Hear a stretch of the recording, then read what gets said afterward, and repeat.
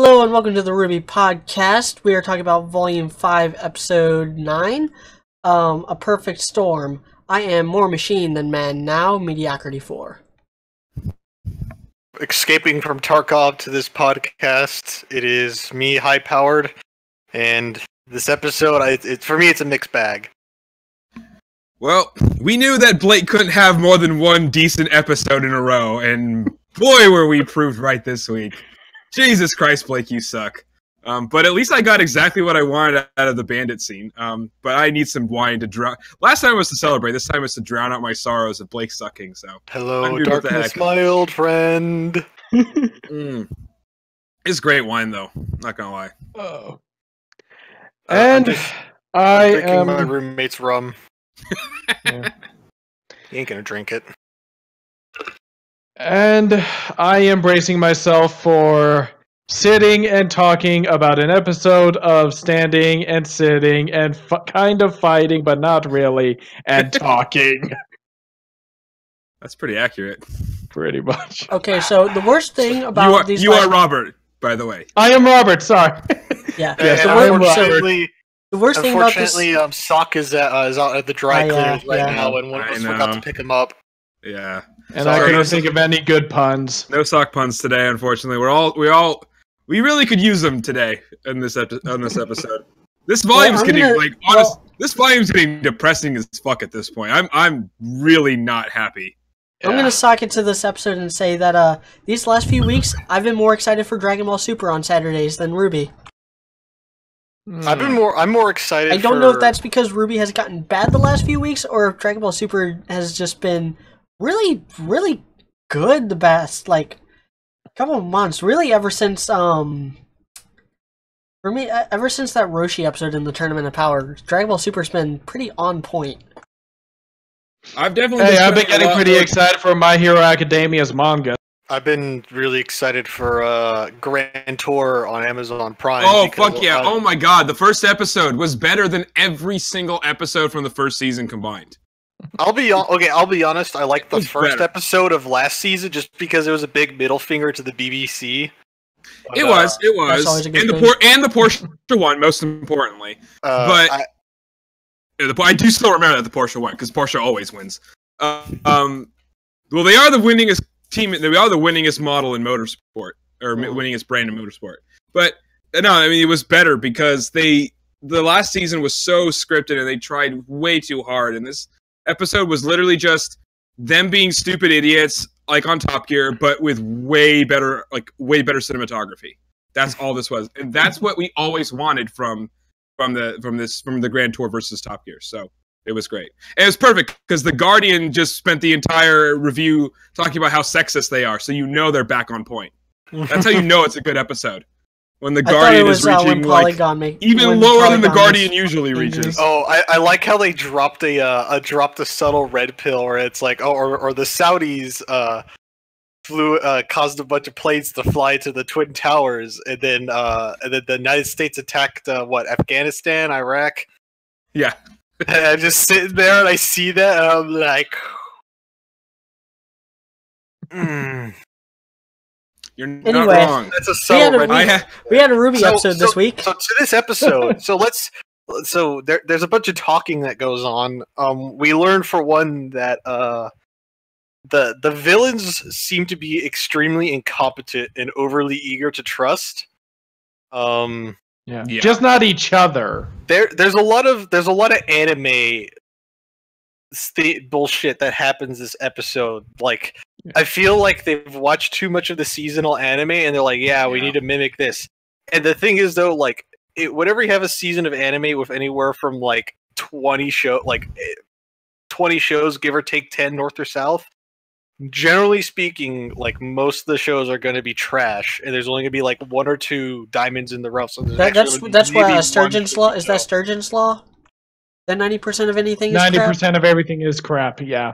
Yeah. So, it's kind of I feel like they were like, we're gonna it feels like they're pulling pages out of typical anime tropes, which I mean, I consider RWBY an anime, even though it technically isn't, but there's a lot of draws from it. So seen the bad guys go and talk to the other two bad guys light, and that includes Raven and company. I do like how Raven is like, man, it really is frustrating that all these people are coming to visit our bandit camp. Man, this sure does suck. But then also, all 5 people. Yeah, 4 of them are together. It's like you think they'd have people coming. Weiss was kidnapped. Yeah, Weiss was kidnapped, but I mean, like, you think they'd have like people coming in to, like, you know, do, you know, backroom deals with them or something, or like, you know, the shady arms dealer would be like, you know, from Resident Evil 4. It's like, what are you buying? As he opens up his trench coat with all of his guns and shit. But that happened. We then cut to Blake. Well, it cuts back and forth, but then it basically goes to Blake being like, "Oh man, the Fox brothers are immobilized now. You know what we're gonna do? We're gonna be gentlemen here as we tip our fedoras real quick, and we're gonna let them thaw out first before we start beating them up." And then we get the Ilya and Blake lesbian stare down. So I guess we're gonna have some domestic violence going on. At me, and I look at him. He looks at me. He looks at me. And I look at him. Oh, and then Oscar shows up and talks to Crow. And by Oscar shows up and talks to Crow, I mean Ozpin is like, "Hey, slave." Which, as you I know that part only lasted like 5 seconds. Epitomizes Oscar in one 5-second clip. It is that 5-second clip. Oscar with no personality whatsoever, except for slight nervousness, which, let's be honest, is not a personality or any type of characterization, is going to somebody from the basic main cast and saying, my shitty character inside of me, who's somehow even worse of a character than me, needs to talk to you. And no, I still don't have any character progression or development. That is Oscar in one scene. I experienced this in real life. So I'm so right. I was so right about Oscar. So fucking right. I experienced this. I experienced this in real life. So I work at a gun store, and on Tuesdays through Fridays, our wholesalers call us, and then so the only person that's actually like allowed to talk to the wholesalers is the owner. Well, one of the 2 owners. Because, you know, it's their money that's being spent, so, you know, I can't just go do it. So this guy will call up and he'll be like, "Oh, hey, it's, you know, Anon from Lipsies." And I'm like, "Okay, let me go find my boss real quick." And then I walk up to my boss and be like, "Hey, this dude wants to talk to you." And then he kind of looks at me and he's like, "Oh, okay." And then he takes the phone and then I walk away. Like, that's literally, that's literally, like, I've been in this situation before. That's your relationship with these guys on the phone. That's Oscar's relationship with literally everyone. Oscar has something to say, or no. Oh, wow. It is rubbing off already high-powered. I'm sorry. Hey, everyone, Ozpin has something to say. I swear, dude, Robert, you and need not only that, it's Ozpin has something stupid to say, because he hasn't had any... Yeah. I was right about Ozpin. I was right about Oscar from the very beginning. I don't like being right about these things. I would I would be joyously celebrating being wrong about all of these things. But I mean, I'm also kind of glad that I was right about all the fucking Oscar fanboys who are like, just give him time. Oh, we gave him plenty of fucking time. In Volume 4. This bitch hasn't gone... I mean, first of all, y'all were fucking wrong in the first place, because Volume 4 was more than enough time. Again, watch the first 10 minutes of Avatar: The Last Airbender. And now it's just getting worse and worse and worse and just fucking bullshit. As far as Oscar goes, I was recently shown a video, I shared it on our Facebook page, RWBY and Beyond, about how Star Wars was saved in the edit, and we kind of talked about we talked about the gist of it in the Beyond podcast several weeks ago. But this was the first time that I had actually seen the entire thing to that much of a comprehensive scale in a video, and actually showed where the edits were made and why. So I highly recommend that video. And pretty much I noted in that podcast that kind of odd that it's not until like 20 minutes into the film that Luke shows up. Well, in the original cut, he shows up like at the very beginning, he keeps coming back and forth, and it was a mess. I kind of wonder if our introduction to Oscar should have been in the post-credit scene of Volume 4. He just shows up to talk to, I have a little less frustrated. I have a theory to go off of that. Yeah. What if Ozpin just died and Oscar never existed? See, I wouldn't have. I don't think I would have liked that. There's too much that Ozpin is really the only one who knows.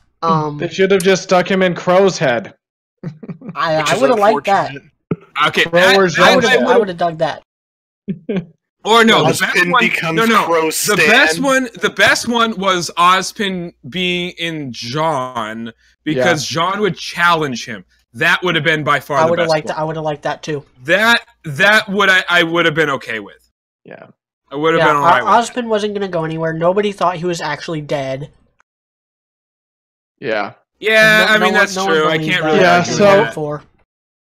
so it's like if you had to stick him in anyone's head, just stick him in a pre-established character's head, and Jean, if you stick him in Jean's head, you have some great conflict right there. That is that is where you have real conflict because Jean has actually has reasons to resent Ozpin, and we know what Jean is like. Jean has an established character that contrasts with Ozpin, so yeah, that would have been much better.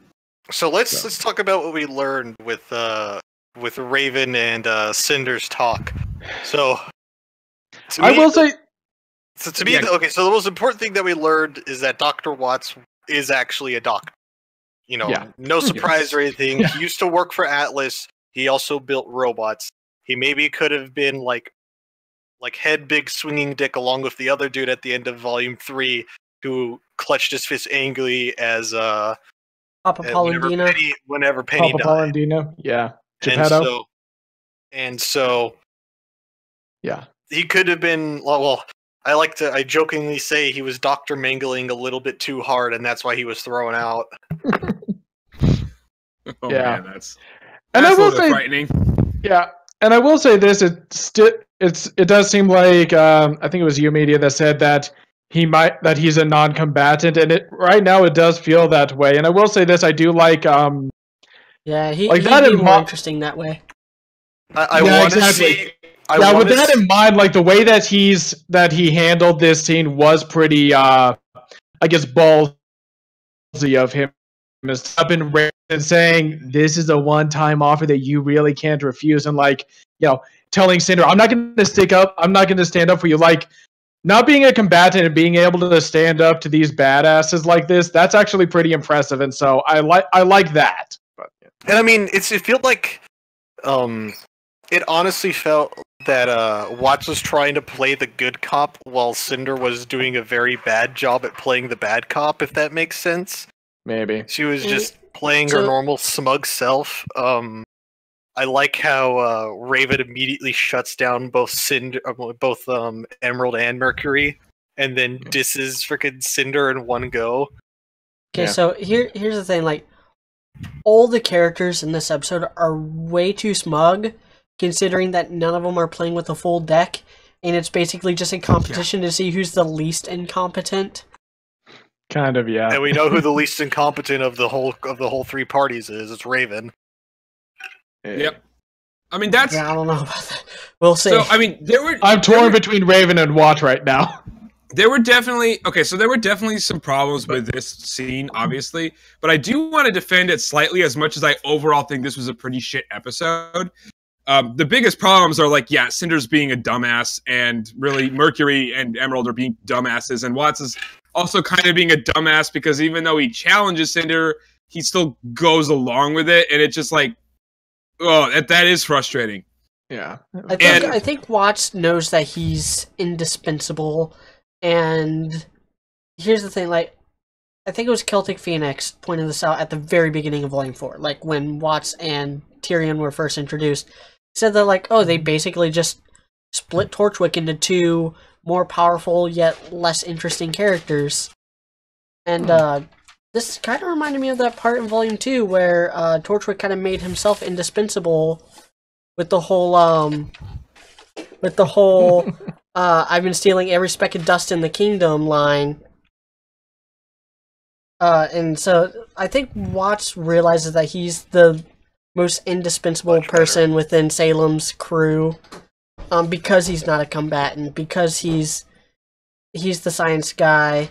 He's Logistics Man 9000. Yeah, he's the one running their communications, running their science division, creating New Grimm, possibly, who knows. We don't know exactly what he does. We just know. I wonder if we're ever gonna see Merlot. But anyway, I want to see. I want to see Dr. Watts' kill robots. I was gonna say I have some Merlot, but it's not actually Merlot. It's I'm kind of excited. But whatever. I really do want to see Dr. Watts' kill bots. I'm kind of. I want to see Tyrion's new tail. That too. I do want to see that. Yeah, I want to see Tyrion in this volume. The only thing I was kind of the only thing I'm kind of surprised about is that like Watts and Cinder didn't try to recruit Vernal. Like, I'm surprised that they were like, once Vernal actually like stepped out of the tent, that they were like trying to talk more to Vernal and try to convince her. I don't think Raven would have had any of that. Yeah, well, that's also true, but I'm still not surprised they like would have at least attempted it or tried. Yeah. So yeah, I do like how Raven just kind of already knows them.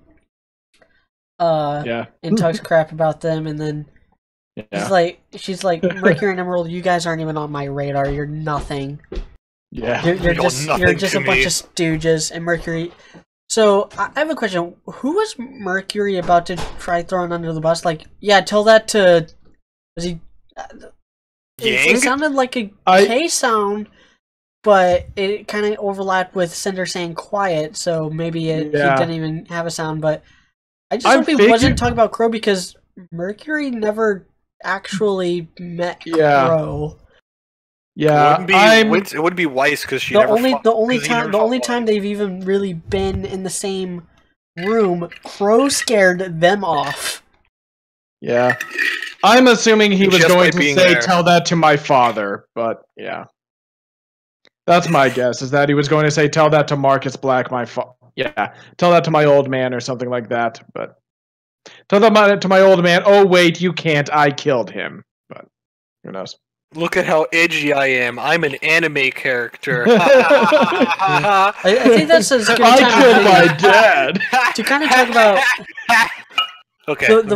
the voice acting in this episode. Isn't he literally voiced by Sasuke? Yes, he is. I mean, so yeah, he's it's a really long call. Really. So yeah. My goal is to rebuild the Black Clan and kill my father. How can I do? Can I do my current impression? Isn't he voiced by Sasuke? But that's none of my business. God damn it! Nice. I'm done. So done with y'all today. I just want to go play Tarkov and then try to shoot someone with body armor, and nothing happens because they're wearing body armor, and it takes like. With a pistol, like, oh, I have to shoot this dude like 7 times with armor-piercing pistol bullets just to even hope to damage the kid.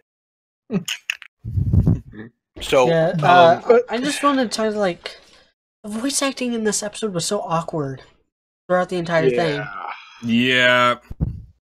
Because I don't know, it might have been the right. They really only had like.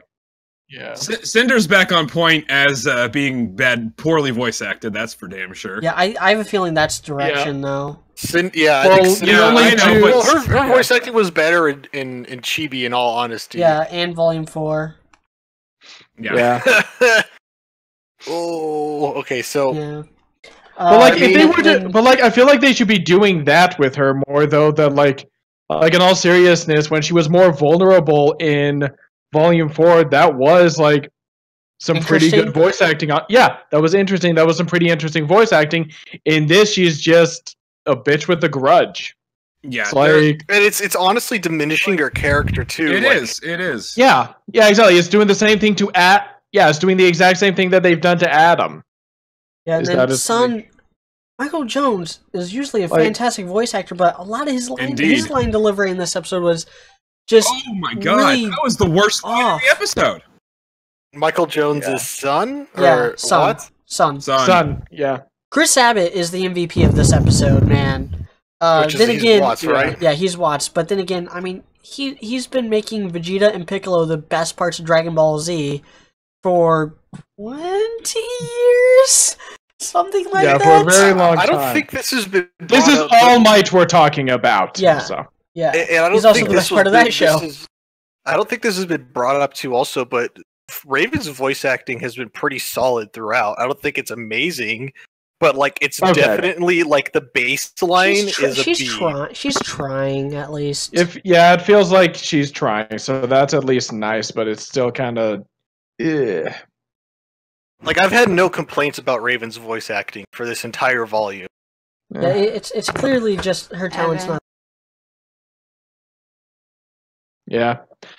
And I don't know, I do feel like I don't know. But yeah, it's like there was like what, 3 professional voice actors in this entire episode. It's like Yuri Lowenthal, Chris Sabat, and Aaron Dismuke, who only had like 1 line. Well, him also, but no, dang it, who voices Lionheart? Or not Gira. Who voices Gira? Gira's voice acting was Father good. from FMA. Yeah. I feel really bad that I don't know his name. I'm looking that up right now. And I mean, we see Vernal show those up. are the only like professionals that we've really got. So we see Vernal show up, and she's like, "Look, watch! I made a hurricane." Yeah, I can create storm clouds. Which, by the way, did they forget that Amber could cast fire, freeze stuff? I hope not. And shoot lightning. Yeah, like that's what I'm worried about right now. I'm worried about that too. Because like all we've seen Vernal do is cast lightning. All we've seen Raven do is throw fire. It's like, did you guys forget that Amber could do all of that stuff? I really hope not. She was a quote-unquote novice maiden to begin with. Yeah, exactly. She was supposed to be an inexperienced maiden. Yeah. I don't know. I'm kind of worried about that right now. Cinder just preferring fire just because that was already her fighting style before. When you spend all of your talent points and down the fire tree. Into pyrokinesis. But it feels and like she had a limited amount of time, so she just focused on pyrokinesis and like Vernal. But like Vernal should know everything else. She's had 10 years to get this shit down. Also, it kind of seemed like she was making the earth shake too. So that's an maybe Yeah, I was really worried about that just since last. I've really been worried about that since they said that since they relegated that bit of exposition into not even the world of Remnant into the commentary on Volume 3. I was like, oh my god, if they forget this, it's gonna be bad. But but also something I'm just gonna point out is that Raven has that line of a fall maiden who's like, or it was something like, a fall maiden whose surname is so appropriate she probably picked it herself. Do you guys think you're more killed? That's the best line in this episode, by the way. I love that line. I thought it was funny, that's a drop the mic and then walk off, and then it's that like it's that little like webbing cut of all the black people in that one YouTube. It's like, ha, wrong number. They're like, ah. Mostly because it's something I've been theorizing since Volume 3. But do they think that giving Vernal that doing the exact same thing with Vernal but in a different language is any less spot on? It could. I mean, that could very well be the case. I mean, we don't know unlike Cinder, we don't know who the prior Spring Maiden is. For all we know, the prior Spring Maiden could have been Vernal's mother, and so Vernal was kind of like groomed into being the Spring Maiden. Maybe that's why she left, because it was kind of forced on her from such an early age. Kind of. I don't know. I guess it explain why she ran away too. Yeah. I guess it just felt like the I don't know. It just kind of felt like the pot calling. I don't know. It just kind of felt like the pot calling the kettle black kind of. But not really, because I'd be down for it either way. I agree, but it was funny anyway, so I don't care. I guess fair enough. Okay, maybe I thought the best part again, like I predicted it back in Volume 3. Like, there's no reason for you not to think the way you feel about it. I just don't care because it's funny, but you were right that your points are completely correct. Thanks. I just don't care. There's a difference, you know what I mean? Between like, I think you're wrong, and I just don't really care about, in this case. For me, like, there's so many other things to complain about. And obviously, this would be it was funny. Yeah, no, obviously, this would be a good kind of retcon, because obviously the writers did not pick Cinder's name out for that reason, because they had characters named Winter, Summer, and Fall in their script, in their outlines, and in their episodes before they ever came up with the maidens. Yeah. Kent Williams, that's who voices Gira. Kent Williams, yeah, he's good. Yeah. Kent Williams is excellent as ever. Anyway, he doesn't have a whole lot of lines in this episode, but it was funny. So go ahead. So the thing is with this scene is, there's a lot of problems with it, but I personally am glad that it wasn't a big fight scene and all of that, and they didn't try to fight Raven or anything like that. Because I think, actually, logically, given what we know now about the Bandit Clan this volume, which is that they're actually giant pushovers, and I don't understand what the hype was built up with them. That's a whole different problem. We don't need to get into that now. Besides Vernal and Raven, and I don't even know how powerful Vernal actually is. She's going to be powerful because she's a maiden, but we don't really know exactly. But we know Raven's fucking powerful as shit. And so I think it actually was I wanted it to just be a discussion. I didn't want it to be a fight for no reason, because it would have just been a stupid, pointless fight with all the lackeys getting their asses kicked, and then they'd still have to convince Raven, because if they just tried to kidnap her or force her, that wouldn't have worked. I don't think that would have made sense. It makes the most sense for this to be the case. It benefits Raven as a character because we already see that, and that she's like, well, no, we're actually just going to capture it ourselves, which that will make things a lot more interesting. It means she's not just completely against her. I don't know how right she is about wanting to kill Crow. We'll see how that pans out. So that makes all of that more interesting. That's what I wanted. So at least that part was decent. Like, I'm glad they didn't force a fight there. And it would have been better if we actually got actual fighting in the goddamn motherfucking Blake scene. Then it wouldn't have mattered. That and this whole is with Raven and the fact that there is no fight during the Raven scene. It's really a knock against episode 7 of this volume, which ended with a very heavy implication that they were getting ready to wreck the Bandit Clan with Emerald of all people taking point. Why? Yeah. And so it just you could have cut that scene out too. Yeah, episode 7, episode 7 could have been skipped. Oh yeah. No, I agree with that completely. Episode 5 and 7 both could have been skipped this volume, because you could have just started off this whole point with Cinder and the Bandit Clan, this whole little plot thread with this scene and this first scene in this episode, instead of the ending scene 2 episodes ago. You could have just skipped it. Yeah.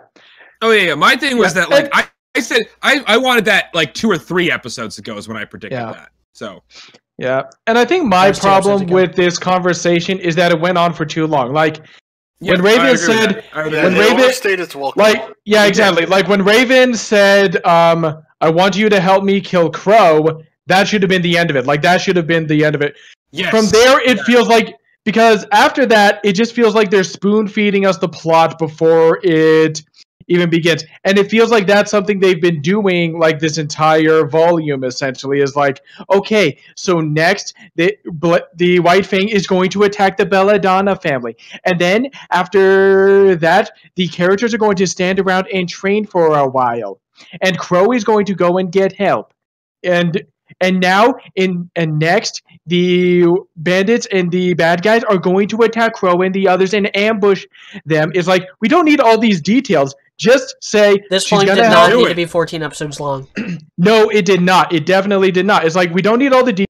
Say, help me kill Crow, and we're whoa, what? And leave the rest of the surprise for later on. That could have been, I want you to help me kill Crow. Yeah. Dun, dun, dun. That's great.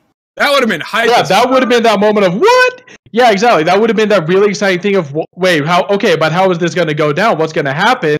We're left with questions, and yeah, we didn't get is like, we didn't need any of this other stuff that we got of Raven. You know, apparently, supposedly going off to like help to like warn Crow is what it kind of looked like.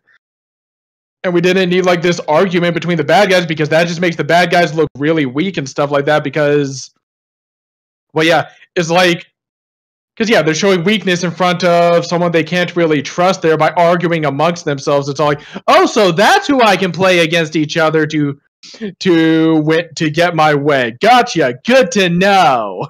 That feel when Raven actually warns Ruby instead of Crow. That would be amazing. I just thought of that. I would absolutely. Like Raven, no matter how garbage next episode is, if that happens next episode, you're gonna get a positive review for me. Yeah. What would she say though? Hey, Cinder's coming for you. I don't know. I mean, but it's like we could have just skipped right to the ambush and then had the reveal. Oh, Raven actually warned us. Ha ha ha. Or something like that, and she left out the fact that that we had these three, but that we had Yang, Weiss, and Oscar. But he doesn't know about. Hold on, who's she doesn't know about Oscar. Okay, yeah, I was about to say if we're talking about Raven, she doesn't know about. Did Oscar. I hit them with the kill arrow or turn it into her possess a little boy arrow? Yeah, but anyway, so yeah, this scene just went like I do agree that. I like that they're making this a little more, I don't know, that they're going with more the intrigue route instead of the which is what they should have been doing from the very beginning of this volume. Yeah, like I'm okay with that, but yeah, we didn't need all of this information. We don't need to know exactly what's going to happen if the bad guys have their way. You can, you know, my hopes are dashed that they're like, oh, why are all these huntsmen missing, Lionheart? Like we haven't actually seen Hazel since episode 3. We haven't actually seen Leo since episode 2. Yeah, they might as well be dead. We haven't seen Tyrion at all. I'm a bit more fine with. I don't know. He's not directly involved with what's happening. He can show up anytime he wants, and it would make sense. That's true. Fair enough. That's fair. Okay, but yeah, this scene just dragged on for too long, and the villains are pretty dumb for, first of all, for arguing in front of Raven, and also for leaving her unsupervised after they make the deal. Yeah, do they not know she can teleport? That's some bad scouting in there. Or that she can turn into a car, which, by the way, this is actually where I think it's been, where, again, I wish that the whole turning into birds thing was at least, like, bandit magic or something like that, something that all the bandits could do, because then it could be one of those things where like Raven and Vernal don't go, because like Mercury and Emerald stay behind to keep an eye on Raven and Vernal, but then like Shady Man goes off, turns into a bird, and goes off to give the warning. Like that could have been really, and it's just one of those things where like could have given some more. And then Yang's like, "What are you doing here?" As he punches him again, knocking out another tooth. Yeah, or it's just like it just gives some more importance to the rest of the bandit clan, makes the rest of them look at least semi-competent or at least a little smart and stuff like that, and capable. So here's a few things. So I kind of want to. I posed this idea to this Discord. I think more. I joined the Hero High Discord recently just because there's a link and I clicked on it. So I get in trouble generally. I posed the idea that, which I don't think this is the case, but it would kind of fit his character that let's say that perchance that Watts has like bugged the house or like hacked the phones of like Crow's phone or something. Like that would be an interesting plot point, because then that could like also foil like Raven's plot to also. So here's double cross. Yeah, double cross. Yeah. So this is what I like. I like the fact that Raven is more than willing to ninja loot the fuck out of the artifact. I actually like the idea that Raven's like, okay, we have to get this artifact to have some sort of deterrence against Salem. I actually really do like that. In all honesty, I do.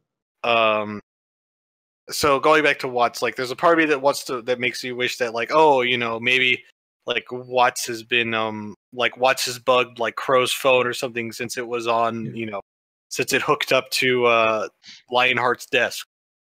Right now I'm imagining a Techno Shino, but anyway. Yeah, I don't expect it, but I mean, it would at least be like nice, and it would make the villains seem a little bit more competent, which has really been I think this has kind of been our all general complaint for this whole volume, is that the villains seem very incompetent. Everyone seems incompetent. Some parties more than others. The villains have kind of seemed incompetent all throughout. The only reason why they succeeded in Volume 3 was because Ozpin was even more incompetent. Yeah. Yeah, that's not a good thing. But yeah. And anyway, sorry, go ahead. But I mean, really, outside of that, I mean. Also, I just have a million questions. Honestly, but it's like, there's parts about the Raven talk that I liked. The Blake part just frustrates me because there's just like stupid anime bullshit that goes on with it. Yeah.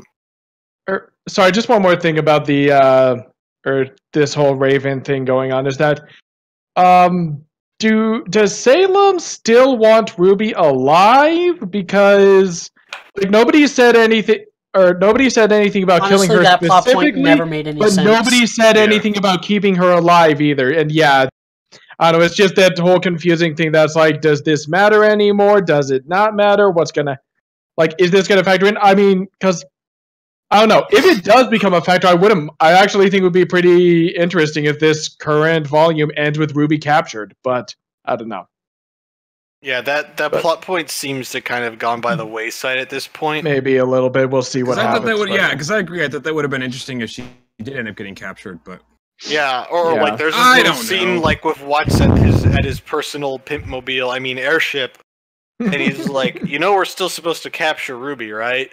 And so just like, I know, I'll only like break her legs or something. It'll be fine, or I'll shoot an arrow through her. I won't kill her. I'll just burn her really badly or something like that. That's like, it's like I almost kind of want. I don't know. I guess the scene that I'm picturing, kill her. I'll just mostly kill her. Yeah, like I feel like maybe that should have been the talk that Wada and Cindy. Some of that is like, you're still not allowed to kill the girl, right? She's like, yeah, I know, or something like that. But yeah, anyway. I mean, because it's like, is Cinder just gonna try and kill her anyway, and hope that Watt doesn't rat on her? It's like, he's gonna rat on you. He doesn't like you. But anyway. Well, I think he understands. So that's just another thing that is like his own hide first. Yeah, what's going on here? But so I mean, no one like stitch. Well, all he has to do then, it's like, all he has to do to save his own hide is go. She did it. But yeah, tried to stop her, but she didn't listen. Sorry. Yeah, exactly. Yeah, it's like I tried to stop her, but she didn't listen. Although, I don't know. I mean, this would be a total bummer, but maybe Cinder kills him first and then kills RWBY and blames it on him. But RWBY's not going to die. So anyway, yeah. Sorry, let's move on to the even worse scene then. I mean, what is there really to talk about this? A bunch of anime stuff happens. It's like, man, Finnick and Corsac sure are in a vulnerable position to be attacked. Man, what would be really terrible? Let's argue about who goes to Cali. So watch the scene back to back with last episode, and there's guards, and then there's not, and then there is again, and then there's not. The soldiers just the white Fangoons just kind of materialize. Yeah. Someone activated Ho Chi Minh Trail for the White Fang, and that's how they're able to spawn so quickly. If you would understand this if you played Red Orchestra 2 Vietnam. I get it. But yeah. That's a fun game. I love it. This is one of the worst scenes in RWBY ever now. I don't know about that. That's pretty lousy. It's pretty bad.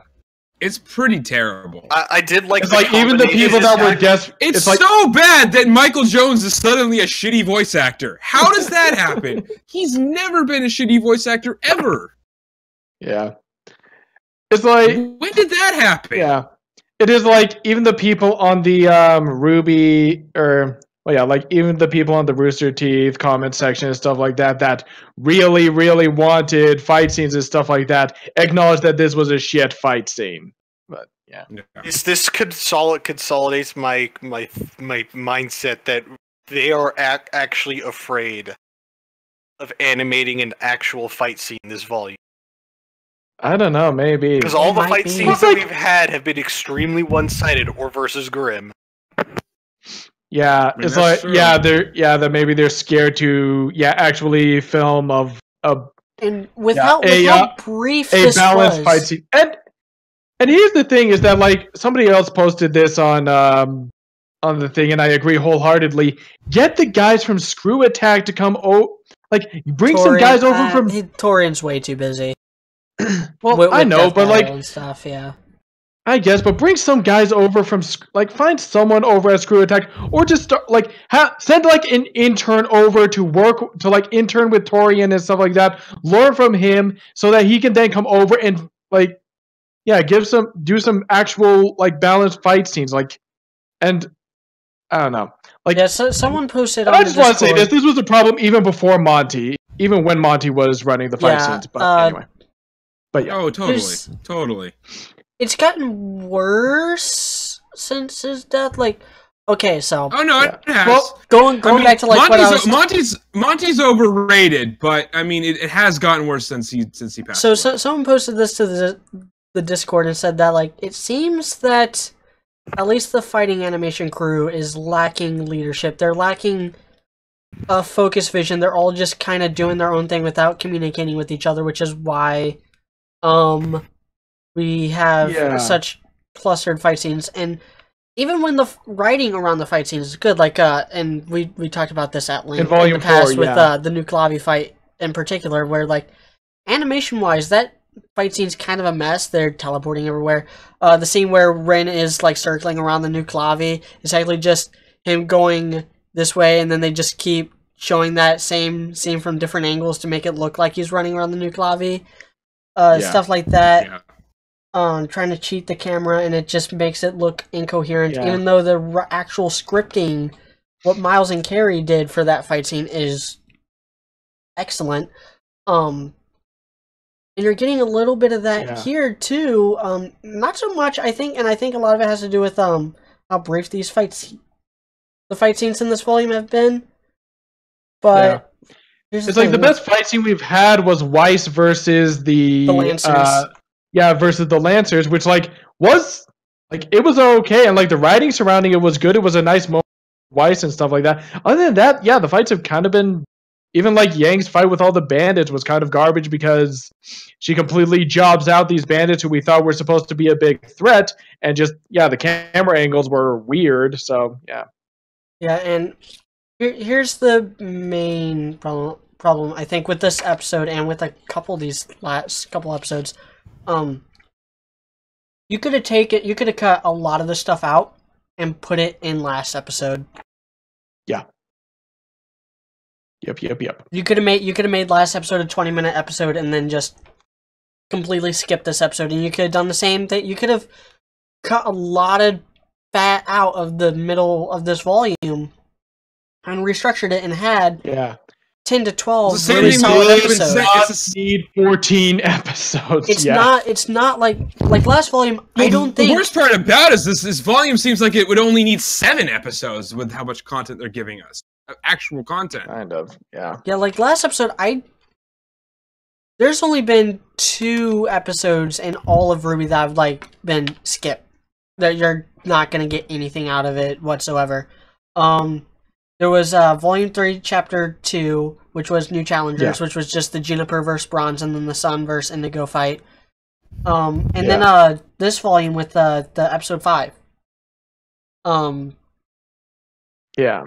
so you could have completely skipped that episode. Because nothing important was said in that episode either, so you could have completely skipped it. Cut this chapter out. It was basically just RWBY rehashing everything she said in her letter at the end of Volume 4. But anyway. Yeah, you could have had 10 to 12 really solid episodes. As far as RWBY goes, it still wouldn't have been perfect. There's still been some dumb stuff or whatever. But it would have been it would have been good for RWBY, which is exactly kind of what Volume 4 was. Which was really good for RWBY. Like, I don't think there was a single even the bad episodes of last volume at least served their purpose. Even if there's just like a much needed talk, like the exposition was kind of important, even though it was just terribly written or whatever, or implemented. Yeah. And that episode also gave us like Blake reconciling with her dad, and then the start of her actual plot line, which was throwing Sun Scroll and hitting Ilya in the face. Which is not the way Ilya imagined getting hit in the face by Blake going down, but no, she hasn't gotten to go down yet.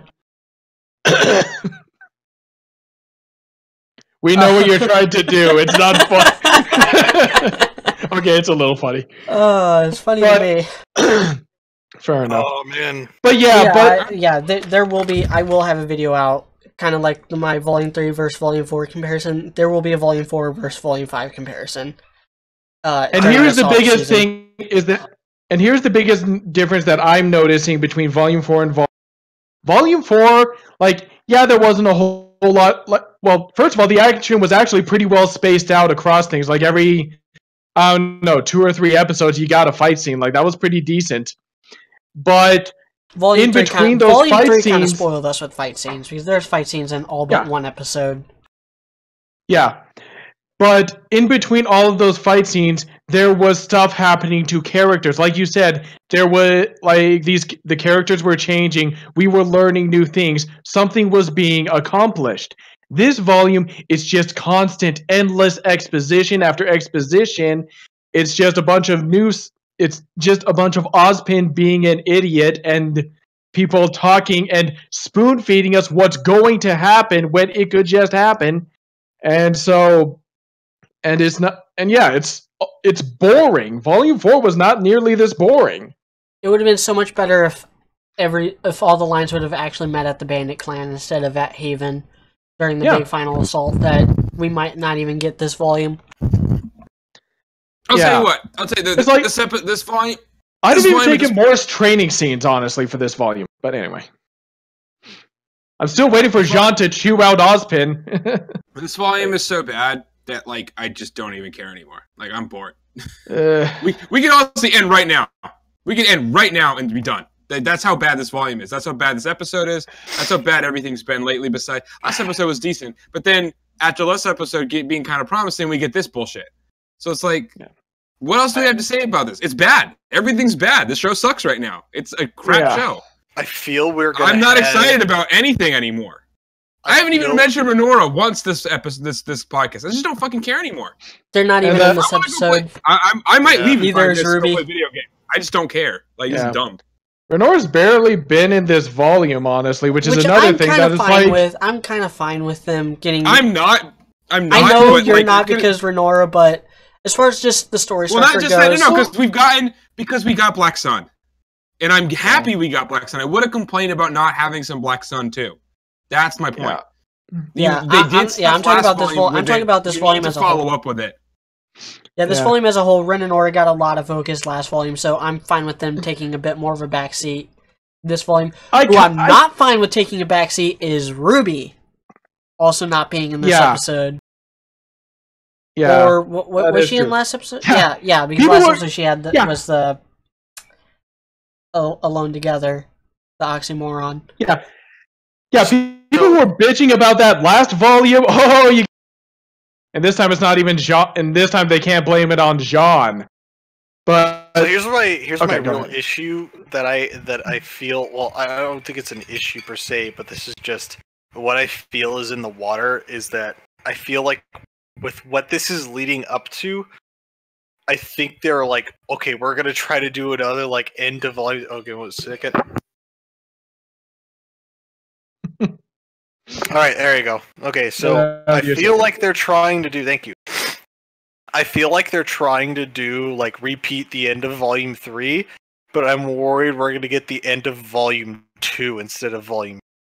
I think that was our fear, back in our Volume 5 prediction podcast last year.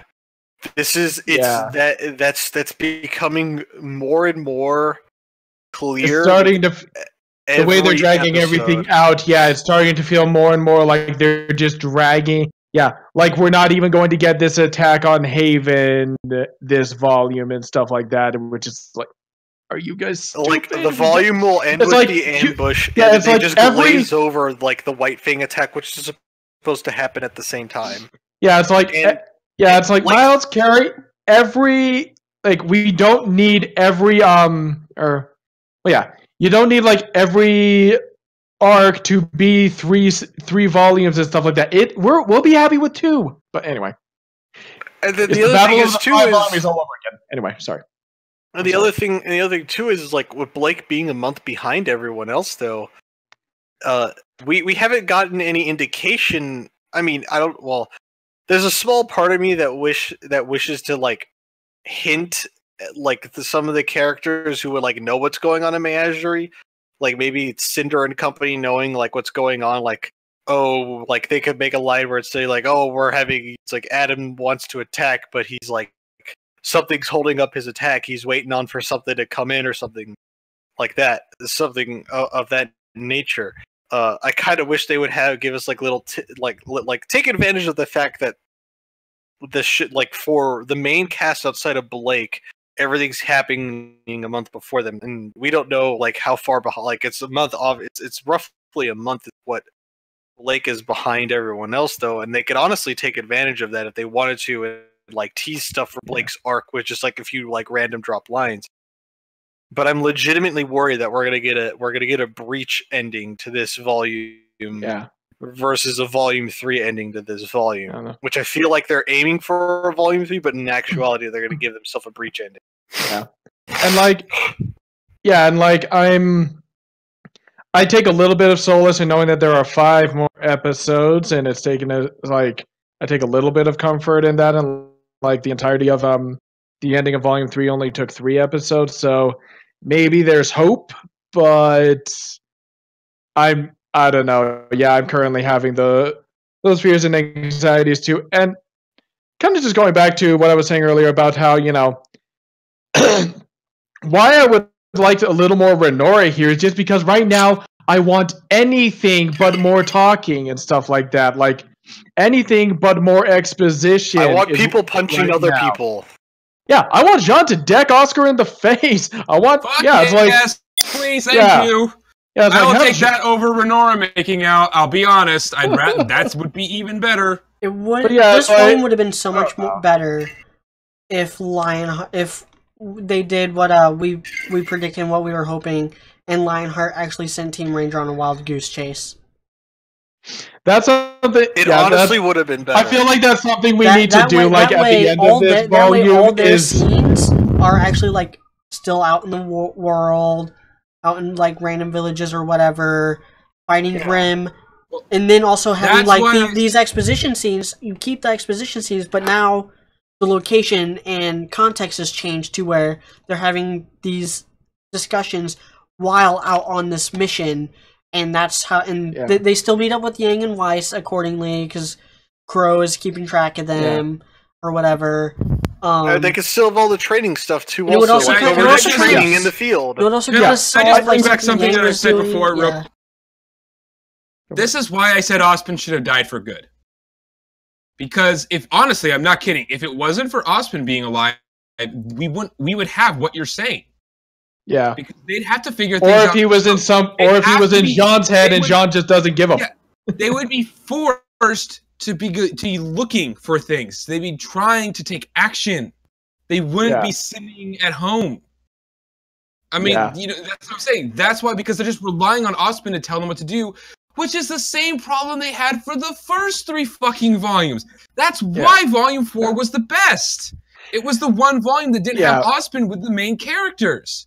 That's why it would be better if he was dead. I will say this one thing that might happen, but I will say this one thing that might redeem a lot of this, because they have talked about, like in certain some of the OPs and stuff like that have kind of suggested the possibility of, well, kind of what we've talked about. The Ozpin maybe is not this great good that they all thought they were. Volume 2, we had that whole, RWBY weapons pointed at the enemy and stuff like that. So if it turns out like it, I don't know. This is what this is me hoping that, and again, maybe this will be us getting that scene where Jean decks Oscar in the face later, where like everything goes to shit, and then they're all like, Ozpin, you are completely useless. We're done listening to you, and they just walk away and stuff like that, and like and they all decide that they're done with him. Like that would, I don't know. I'm not sure they would do that to cute boy Ozpin. I'm not sure they do that to their precious little Oscar, but that is kind of what I would like to see at this point, is for them to say, for them to say, you've been dragging us down, we don't need you, and stuff like that. And it would kind of redeem Oscar if Oscar is the one who initiates that kind of. I would love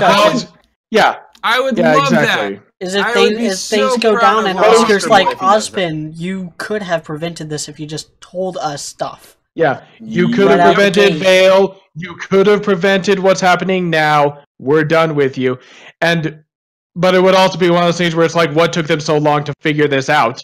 But yeah, but at this point, that's still better because everything else is so crap. But yeah, again, it's a competition to see who's the least incompetent.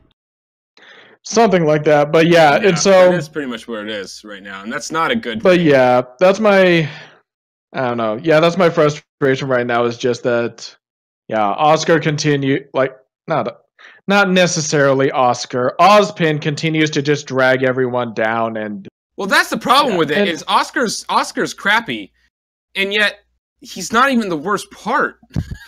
Yeah, he at least. I want to lighten the mood. Does what he's supposed to do. I want to lighten the mood real quick. Let's just throw all this shit out the window.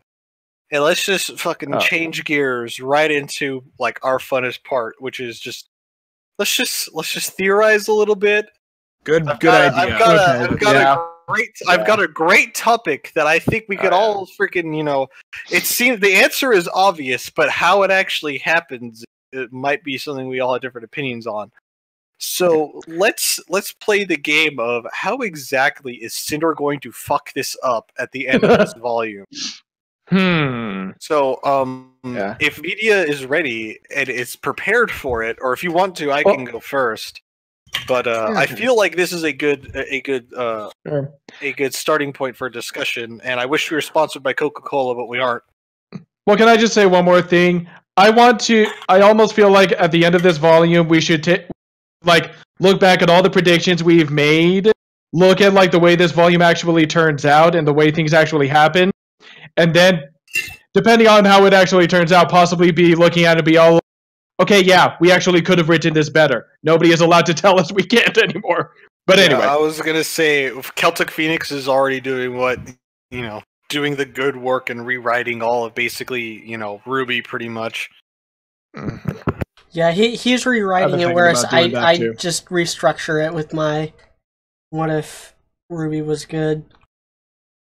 Yeah, oh God, I should probably start scripting the What If Volume 2 was good.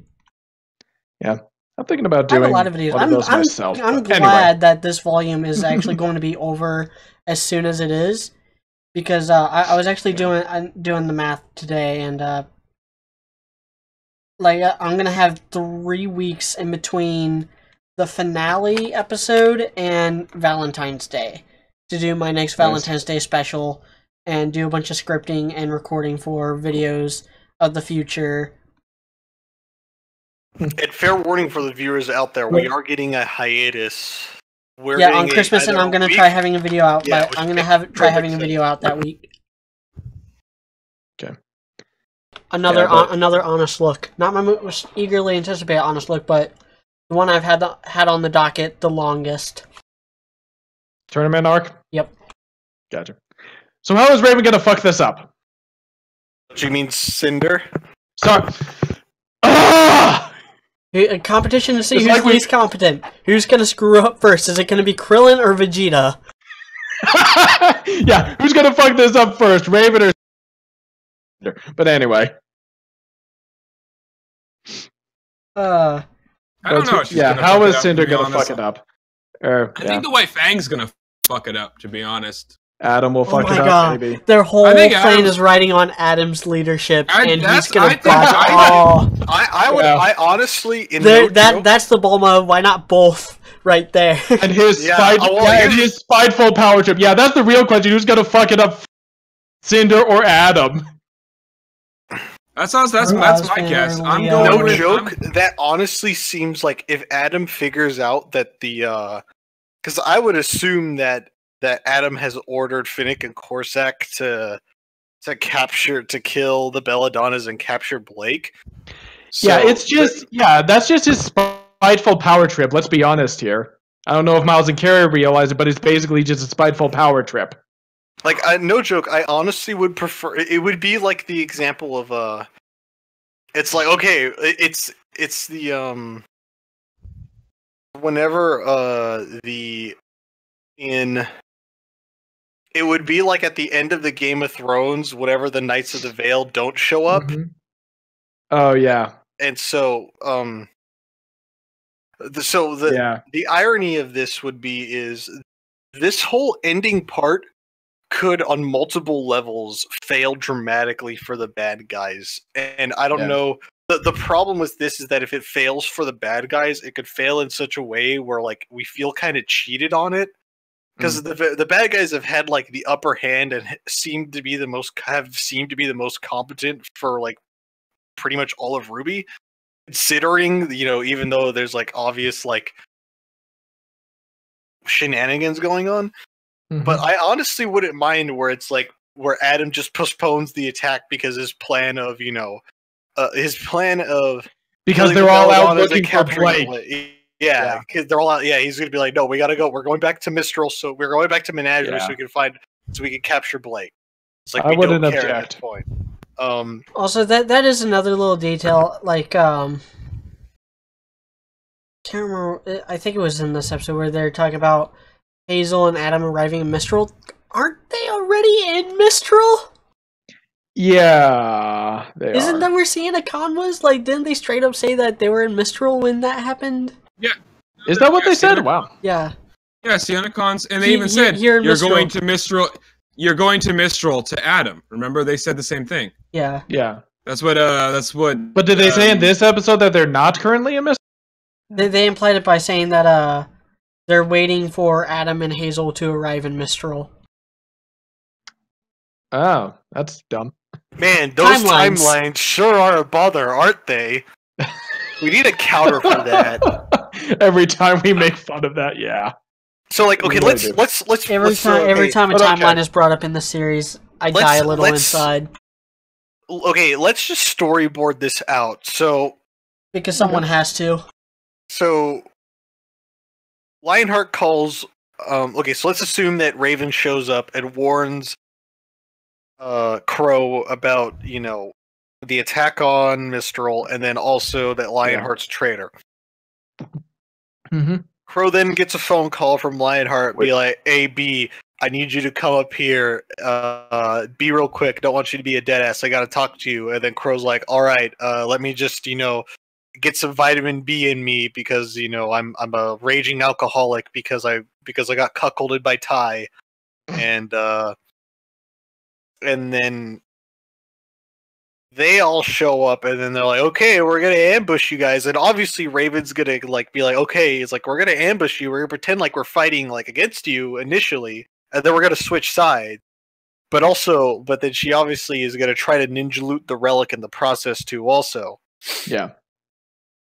Which then also begs the question that all the bandit, certain members of the bandit clan, are going to have to get to Mistral in 2 days. Which how quick you could travel places. So there's that too. And then that also means that Cinder's group is going to end up fighting Crow and then the rest of the teams. So there's what we've got, and that includes. So we've got Adam, Hazel, Watts, Cinder, Mercury, and Emerald. That's 7 people versus RWBY, Yang, Weiss, Crow. I'm not counting the Raven and the Bandit Company. Ren, John, and Nora, which is also 7 people, if my math is correct. I've been drinking, sorry. All are going to be in like a 7-on-7 fight with each other, while Raven's going to be doing her shenanigans and getting, probably in all honesty, Vernal's probably going to try to run off and snag the relic by herself. And so then that whole fight scene devolves down. Now, I would appreciate that the bad guys would expect some sort of treachery from Raven. Yeah. And maybe, like, let's have say somebody follow Vernal, like Cinder or something, and be like, "Where do you think you're going?" But, yeah, and then Vernal may or may not get bugged in the process. Who knows? Well, I could honestly see it to where, like, Watts catches, like, Cinder getting eyes on, and Watts is like, no! Like, shaking Cinder. It's like, we have to get the relic.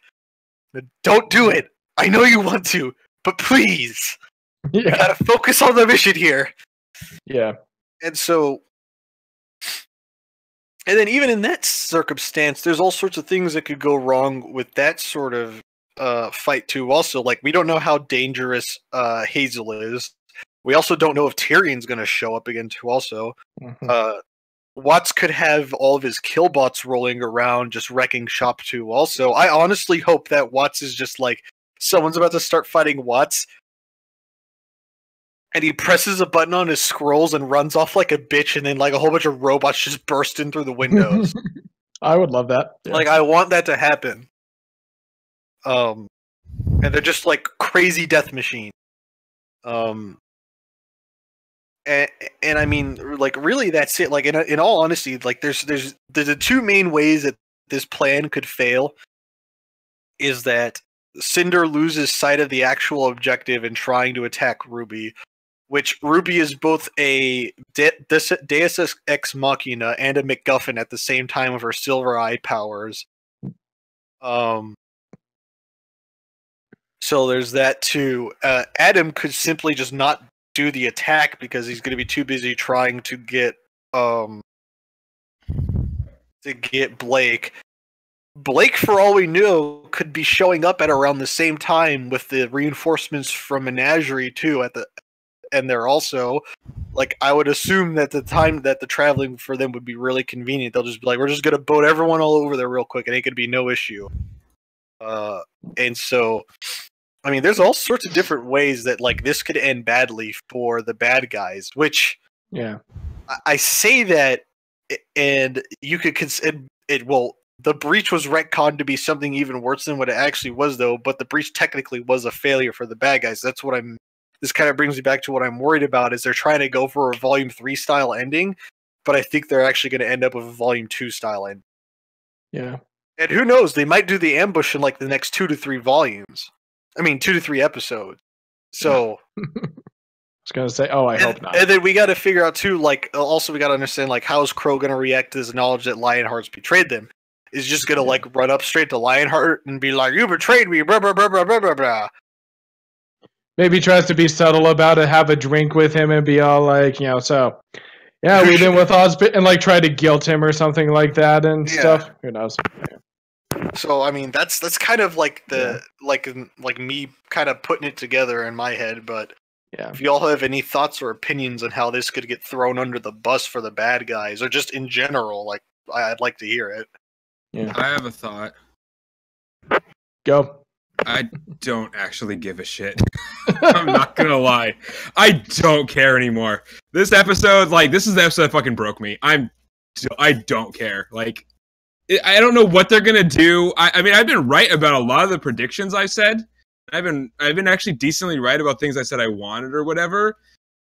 But I think the thing is, it's like, even if they kind of technically do the things that we might predict or the things that we might want, they're executing everything so fucking poorly that it doesn't matter. Does that make sense? Like, everything's been executed to such a shitty, like, level that it doesn't really matter how they do anything at this point. As for all intents and purposes, it's gonna be bad. It doesn't matter what they do; they're going to do it poorly. Right? The foundation isn't there. Yeah, so it's like that's what I'm saying. It's like, so I could theorize like what might happen, but I don't care because they're not gonna do it well anyway. No matter what they choose, even if they choose the right thing, they're not gonna do it right. Yeah, because that's what's been happening all volume. So, yeah. I guess media. As far as like who's gonna mess up first, really, what this show desperately needs to happen, which means it's probably not going to. RWBY needs to be the one that messes things up for them. Honestly, like their plans need to start going off without a hitch, and then RWBY's interference is what throws everything out of whack. As in, RWBY's more desperate to fight Cinder than Cinder is? As in, like... RWBY's sense of right just, like, over... As in, like, Cinder's little plan of getting a hold of RWBY while she's there backfires, but... I don't know. I think Raven's gonna warn Crow, and then hope that because Crow is kind of ready for it, that fight starts up, and Raven tries slipping in with Vernal to sweep the relic out from under them while Crow's crew is fighting Cinder's crew. But then because of RWBY, things go a little faster than she planned, and nobody wins except RWBY. The relic ends up being safe in the good guys' possession. I use air quotes because I'm talking about Ozpin's crew. Yeah, I think that's gonna be how it goes down. Because I could honestly see, like, let's say that RWBY activates her Silver Eye powers, Raven's like, don't get anywhere near RWBY whenever she's like this. Because if anyone would know what the Silver Eye's powers actually do, it would probably be Salem. Yeah. I mean, Raven.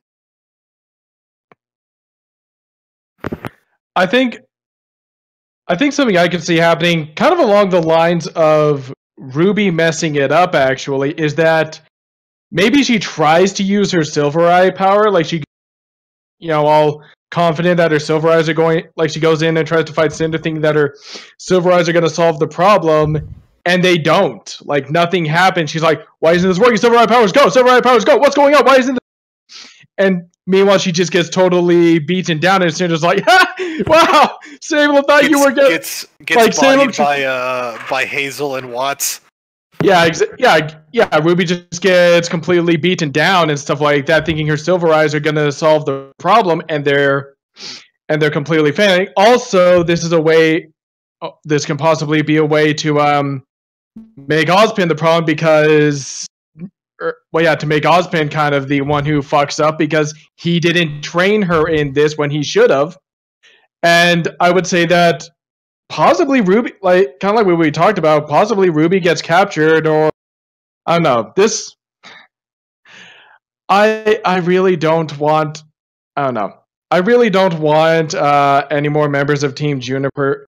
Possibly someone dies because I don't think it's going to be a member of Team Juniper, but possibly maybe it's Crow. Somebody dies or is severely injured because RWBY cannot use her Silver Eye powers, because RWBY goes into confident and too ready and ends up screwing everything up. Maybe even gets captured and stuff like that. Because I do agree that I do kind of feel like this does have to be something where, RWBY needs to get kicked in the teeth and stuff like that. And because as much as I love her, like I do think that's something that needs to happen here. I don't think, but I do think that, but I do it, and I think that I don't know. Kind of has to be another like Pyrrhic victory where it's like the bad guys don't get the relic, but someone gets hurt in the process. Yeah, someone gets severely injured, and like Haven and Mistral are just in are just crushed at the end of it, and I don't know. Who knows? We might have. I guess the scene I would. This could be. Well, here's the other. Other wild card. We might have our Atlas intervention too. Also, that's also true. That is, yeah, maybe Winter shows up and helps out, but like, and possibly, and this is something that I've kind of been hoping for a while, but like, RWBY tries to fight Cinder and totally fails because she can't use Silver Eyes, and then Jean jumps in to like help her and ends up getting the crap beaten out of him and is just barely able to like survive because his semblance activates like at the he barely survives, and RWBY has that moment of like, I wasn't strong enough to, this is kind of that moment of like, this is 2 times that I failed, stuff like that I've let you down. I think that would be a nice moment, but yeah.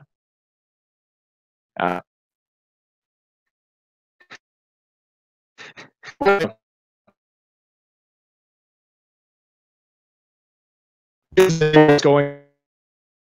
Oh, you're cutting out there. Oh, sorry. But possibly, like Cinder's about to kill Jean, and then Tyrion stops her and says, no, he's mine for later, and stuff like that. But because we still don't know what that was about. But yeah, I don't know. That's my thoughts on what could possibly make this work. But yeah.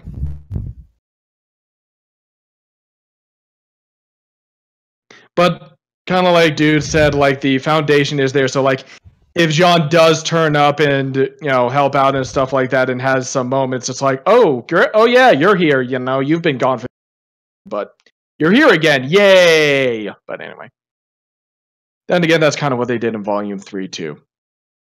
Yeah. I don't know. That is something else I've noticed, is that like, I don't know, this like. We've been talking about this volume that everyone's just been sitting around and waiting for the plot to happen. To be fair, that's exactly what they did in Volume 3 too.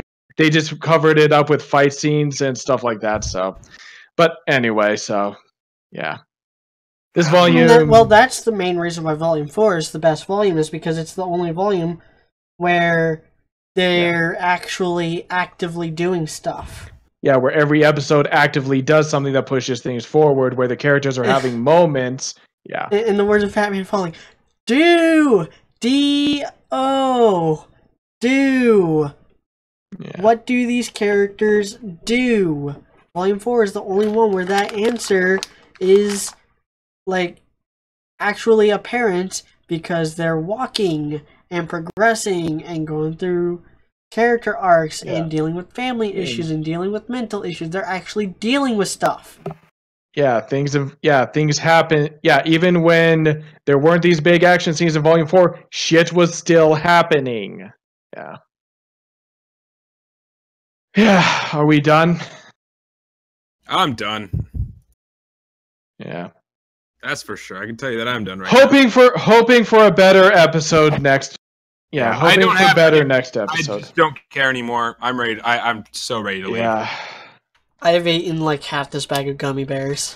If I had the option to travel in time to the end of this volume and then just binge watch the rest of it all in one go, that would be preferable.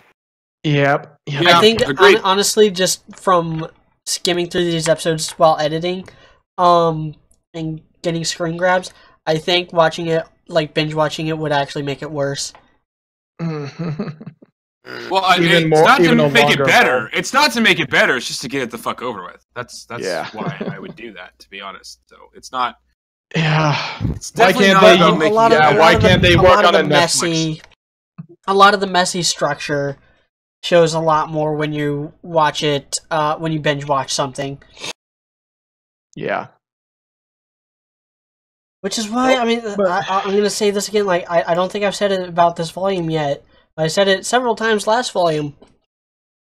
RWBY just needs the show just needs to drop the pretense, and it kind of just needs to become a Creature of the Week type series. I used to heartily disagree with you on that, and I'm really starting to come around to that now. Especially this volume is like they're trying way too hard to be clever, and they are not. It's obvious that they don't have. What is the end game for this series? Yeah. Besides, like, stopping Salem. I used to be one of the people that would say, like, nah, but Miles, like, when people would say, oh, Miles and Claire are shit writers. But, no, I mean, they're getting better and this and this and this.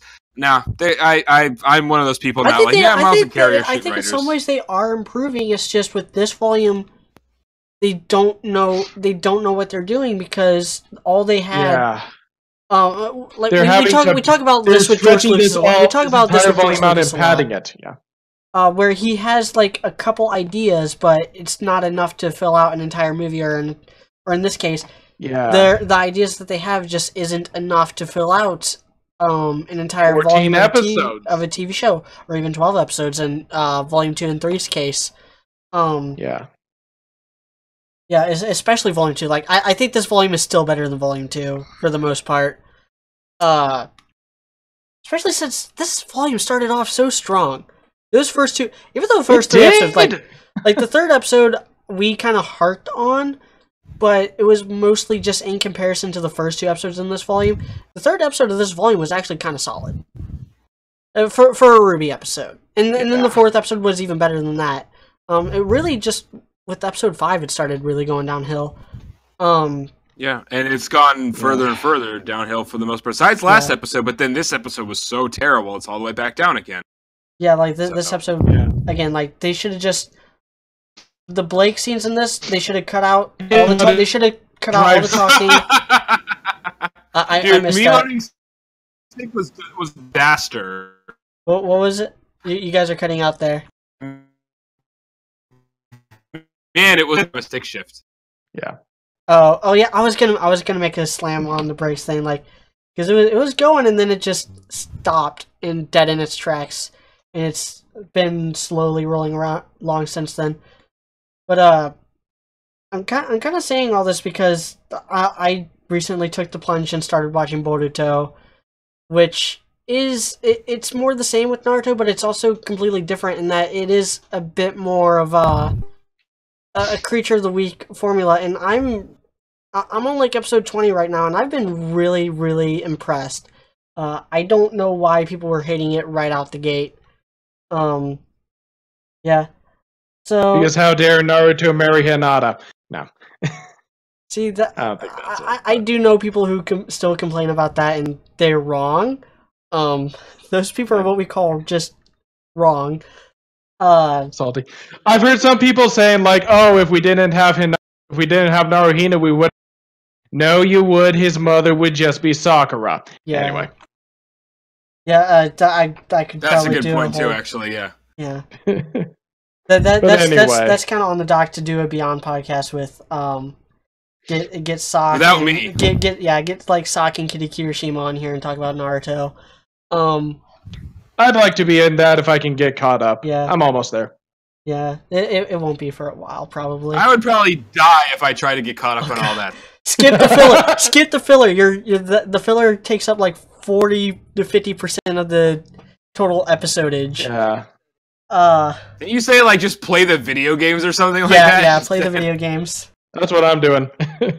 I just did that. So anything else about this episode? Yeah, I can't think. I'm pretty much done too. Yeah. I think I'm done too. I'm ready to go. I'm ready. All right.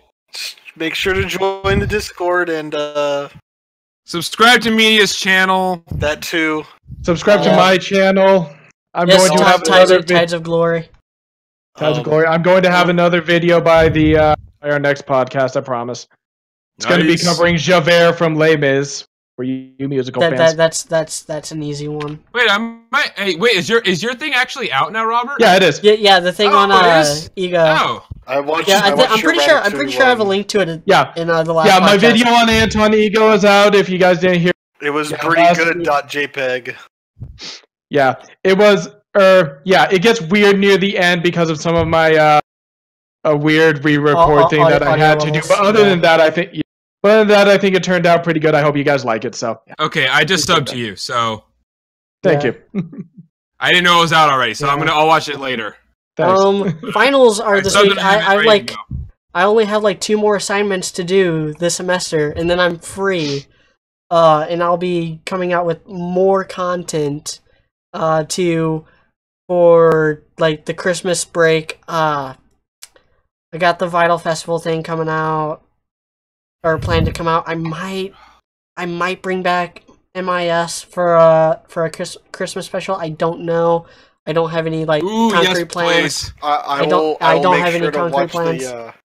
I think we've all forgotten something very important that's coming up. The new Star Wars movie is coming out. Oh yeah, No, we haven't forgotten. What's for the week And so I'll make sure to have that watched, and I'll probably be in on that podcast. So hype! Oh yeah. Yeah. Hype! Maybe I'll do like a Star Wars video. The only thing I want out of that movie is I want Poe and Kylo to just dogfight each other, and Poe's actually able to keep up with Kylo. That's all I want. All I want. Oh yeah, that's gonna be intense. Oh. I just hope it lives up. I just hope I'm whelmed with it. Yeah. Because the hype around it, there's no way it's gonna live up to all the hype. Ain't no movie's gonna live up to all that hype. But it's so hyped right now. Yeah. Other plugins for me. Also, thanks to winter vacation coming up, I'll be able to do a lot more writing. I'm trying to finish up this chapter of Ruby on Home. Hopefully, it'll be done by the time you guys are watching this. I'm almost done with it. Maybe I'll give media more terrible ideas for fan fiction. Who knows? I can be very persuasive at times. I'm still waiting for that White Knight one-shot. Oh god, yeah, I was gonna do something like that. You really should have had John impregnate Weiss during that threesome in Just Act Maturely. Yeah. That would have been amazing. I'm a terrible person. No, I'm a terrible person. You're a bad influence. For encouraging you. You're a bad influence. I'm an enabler. He is. I see what you did there. I think that's all. I think that's all I have to plug right now. All right. Yeah, well, I mean, we'll just see what happens for the rest of this volume. I hope be praying that things get better. I hope we have a volume 3 ending and not a Breach ending. That's all I'm saying. Yeah. But it feels like we're getting a Breach ending. I'm so scared. So very scared. Yeah. True, nervous, very, very dreadfully nervous. I had been and am, but why would you say that I am mad? I wish I could go further. I don't have the rest of that memorized anymore. Yeah. I used to have the first page of that memorized, first 3 paragraphs. Oh, did you? God, yeah. I had the first page of Cask of Amontillado memorized at one point. Oh, that's another good one. That was really good. I prefer that one even to Telltale Heart. I gotta be honest. That's my favorite. It's in my top 10. That's my favorite Poe thing ever. My favorite Poe thing is Purloined Letter, which you would all know if you're on the Facebook page. I do Top 10 Tuesday, and I did a Top 10 Edgar Allan Poe story or writings. Close to Halloween, a few weeks ago. Yeah, no, Cask is my favorite. Not gonna lie, I like Cask. Yep, gonna sign off now. Have a good night, and join us next week for episode 10. Hopefully a better episode. A more positive podcast. Hopefully. Be praying. Fingers crossed for a positive podcast, but more likely it's gonna be a negative review. My sides. Yeah. I'm